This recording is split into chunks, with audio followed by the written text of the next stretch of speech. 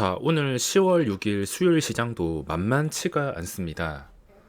자칫하다가 소중한 돈이 아무렇지 않게 증발할 수 있는 시장이다 보니까 제가 아무리 단타라 하지만 생각이 깊어질 수밖에 없습니다. 돈을 지키는 과정이 정말 중요하기 때문에 지금은 종목이 나오긴 하지만 함부로 매매를 할 수가 없습니다. 진짜 내가 완벽하다 싶은 자리에서 잡은 게 아니고서는 아무리 지금 시장에서 돈이 몰리는 종목이 있어도 함부로 접근할 수 없는 분위기입니다. 오늘도 보시면 오후장인데 코스닥이 장중에 마이너스 3.5%, 코스피가 2% 가까이 폭락했습니다. 이번 달은 100원이라도 플러스로 마감하는 걸 목표로 세우고 있어서 10월 시작하고 크게 무리하지 않고 매매하고 있습니다. 지금 시장 움직임을 봤을 때 욕이 나올 정도인데 역시 하락장은 항상 반갑지가 않습니다. 제가 밥만 먹고 주가의 흐름만 본 사람인데 주가의 움직임은 생각보다 아주 단순합니다. 현재 증시가 떨어지는 이유는 단순하게 생각했을 때 주가가 부실공사로 인해서 쉽고 빠르게 많이 올랐기 때문입니다. 지금 해외 악재 이런 거 다 상관없이 쉽고 빠르고 많이 올랐기 때문이라 보시면 됩니다. 만약에 장기간에 걸쳐서 한 계단씩 아주 튼튼하게 다지면서 올라왔다면 공든탑이 쉽게 무너지지 않는데 우리나라 증시 보시면 솔직히 이건 누가 보더라도 말이 안 되는 상황이었습니다. 역사상 처음 있는 일이었고 주식을 이미 하고 있는 분들은 이 상황이 도저히 이해가 가지 않았을 겁니다. 증시가 말이 안 되게 상승, 그리고 최근의 급등주들 말이 안 되게 상승, 말이 안 되게 상승한 종목은 무너질 때도 이게 탄탄히 올라온 게 아니기 때문에 이런 식으로 정말 쉽게 무너질 수가 있습니다. 우리나라 증시가 1400포인트에서 한 방에 3300까지 너무 쉽게 올라왔기 때문에 최근같이 위협적인 하락장이 나오는 게 이상할 것도 없습니다. 증시가 정확하게 떨어지는 이유를 찾아다니고 해석하는 것은 제가 최근에 말씀드리는 것처럼 아무 의미가 없습니다. 외국인의 의지대로 움직일 것이며 여태까지 수많은 폭락장이 전부 다 비슷했습니다. 증시가 어디가 저점인지 다시 반등이 나올지 아니면 반등 나오지 못하고 여기서 2000 거의 5, 600까지 쭉 밀릴지 그건 외국인 마음이지 절대 아무도 알 수가 없습니다.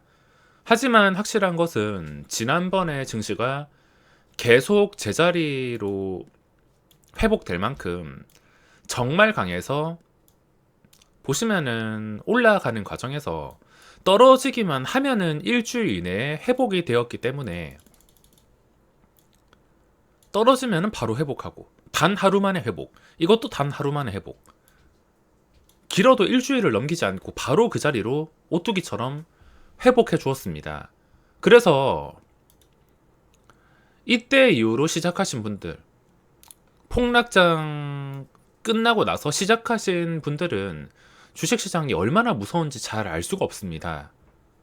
최근에 주식을 시작하신 분들에게는 주식은 기다리면 오른다, 언젠간 반등하겠지라는 인식이 강해졌습니다. 예전처럼 떨어지기만 하면 바로 고점을 뚫어주거나 본전을 찾아주기 위해서는 또 시장에 광기가 찾아와야 되며 종목으로 따졌을 때 광기가 두 번 찾아오려면 시간이 아주 오래 걸리거나 다시 안 찾아올 수가 있기 때문에 지금은 방향을 함부로 절대 예측하기가 어렵습니다. 종목으로 따지면 한국 BNC가 지금 이 가격에서 다시 신고가까지 올라간다고 생각하시면 됩니다. 그리고 시젠으로 봤을 때 시젠이 이 가격에서 다시 신고가까지 올라간다고 보시면 됩니다. 물론 코스피는 아직까지는 거리가 그렇게 멀지 않아서 불가능한 정도는 아니긴 하지만 두 번째 강기가 찾아오는 경우는 그렇게 많진 않습니다. 증시가 진짜 아무거나 사도 오르는 시장이 나온다면은 전부 다 본전을 찾아주겠지만 그게 아니라면 본전을 찾기가 어려울 수가 있습니다.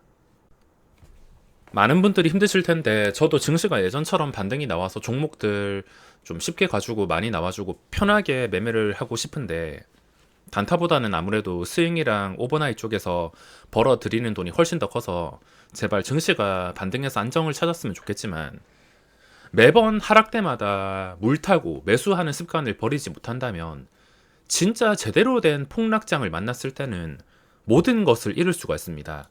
자, 지난 하락도 마찬가지입니다. 이때 8월 초 보시면은 증시가 급락했는데, 아마 여기서 잡으신 분들, 이 구간에서 잡으신 분들 정말 많을 겁니다. 여기서 잡으신 분들은 싸게 살 기회다 생각을 하고 잡았는데, 여기까지는 좋았지만 지금까지 들고 있었더라면 손실이 엄청나게 커졌을 겁니다.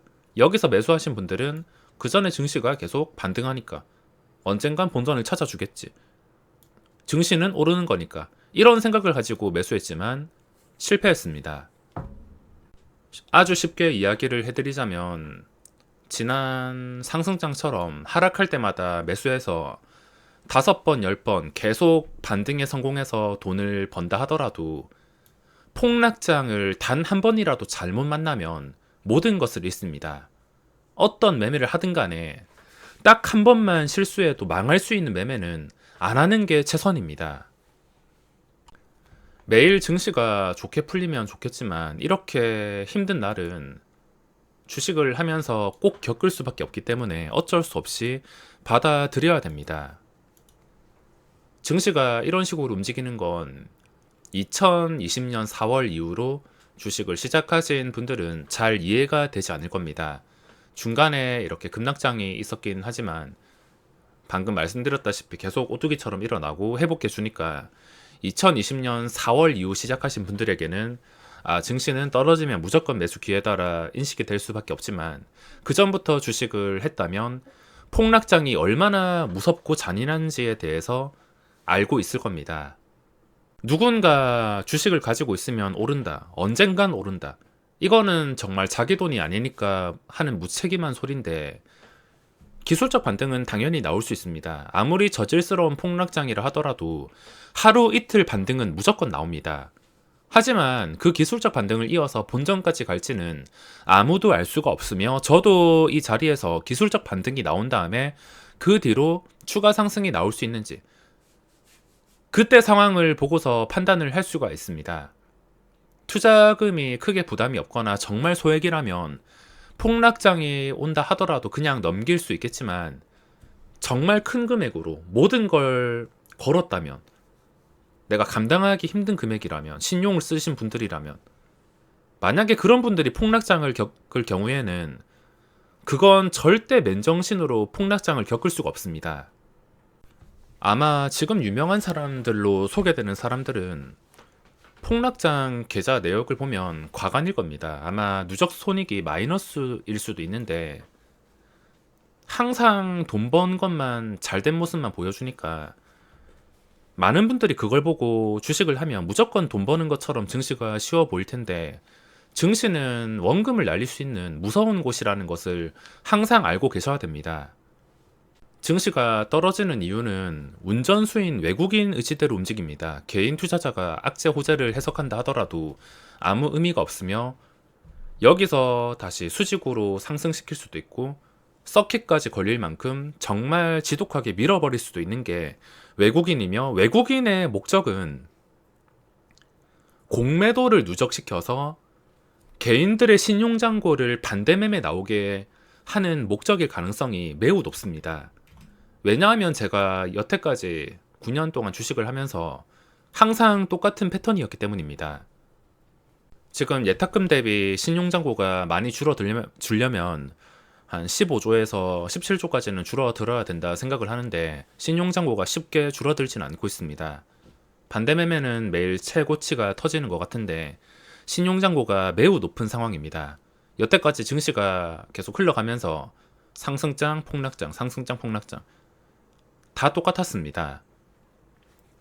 신용잔고가 최고치일 때는 증시가 고점, 더 이상 올라가기 힘들고 개인들한테 소문이 나서 너도 나도 주식을 한다고 소문이 날 수밖에 없습니다. 하지만 신용잔고가 바닥일 때는 싸게 살 기회, 그때부터 제대로 반등하고 엄청난 상승장이 나오고, 항상 똑같았으며 제가 과거에 2008년 같은 증시를 겪지는 않았지만 경험상 지금 증시가 떨어지는 건 외국인의 의지대로 움직이는 것이며, 이 외국인의 목적은 최대한 높은 가격의 공매도를 누적시킨 다음에 반대 매매 나오게 하는 것이 목표일 겁니다.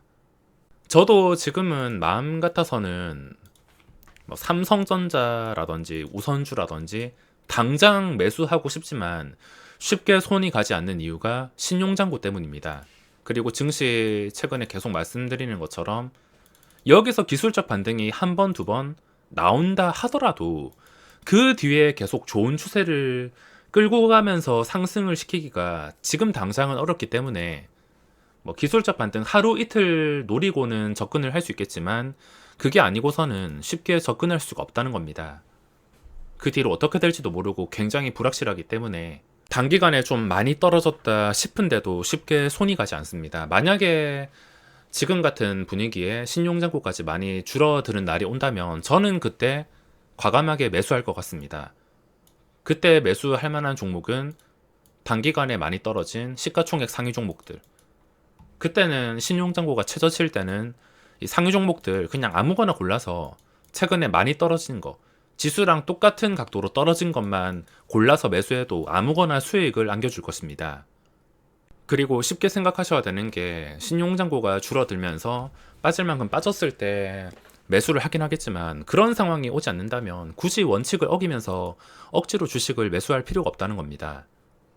지금 산다 하더라도 굉장히 뭔가 매력적인 자리라 보이긴 하고, 증시가 아무리 떨어져 봤자 일시적인 방어 구간이 나올 것이고, 그 방어 구간이 어떻게 형성이 되냐에 따라서 그 뒤에 방향도 결정되겠지만, 지금은 뭐 매 맞을 만큼 거의 다 맞았기 때문에 3000포인트 근처를 두고서 반등할 가능성이 높은 상태입니다. 반등하고 나서 이거를 어떤 식으로 유지를 해주냐에 따라서 결정하더라도 늦지 않으므로, 내가 입 벌리고 있는 상황이 나오는 게 아니라면 억지로 주식을 매매할 필요가 없습니다. 저는 오늘 시장에서 매매할 종목이 HK 이노엔이 있습니다. 저는 장 시작하자마자 후성이라는 종목이 뛰어 올라서 신고가까지 거리도 가까운 상태라 잠깐 공략을 하긴 했는데, 또 다른 종목 찔러보면서 수수료 세금 날리고 10,000원밖에 남지 않았습니다.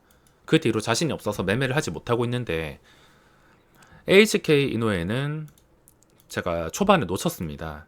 오늘 매매할 종목이 1조 3천억이 나오는 HK 이노엔밖에 없는데, 이때 자신이 없어서 침대에서 뒹굴고 있다가 첫 상승을 놓쳤습니다. 이미 봤을 때가 여기까지 고점이 형성된 상태, 도저히 고점에 따라 들어갈 수가 없었고, HK 이노엔이 어제 시장에서 굉장히 어지럽게 움직였기 때문에 이 주포를 감당할 자신이 없어서 고점에 들어갈 수가 없었습니다. 그 뒤에도 구경했는데 끝까지 시세가 나오며 장중에 역사적 신고가까지, 상장 이후 최고가까지 돌파를 했습니다. 조건이 안 맞아서 매매를 하지 못했지만 시장이 안 좋아도 이런 종목들은 무조건 나올 수밖에 없다는 것을 알고 계시고 기다릴 줄 알아야 됩니다. 지금 시장이 예전과 비교했을 땐, 예전엔 시젠 포함해서 마스크 키트주들이 좀 쉽게 움직였는데 요즘은 좀 만만치가 않아서, 진짜 자신이 없다면 증시가 나중에 안정이 완벽하게 될 때까지는 기다리는 게 맞다 생각합니다.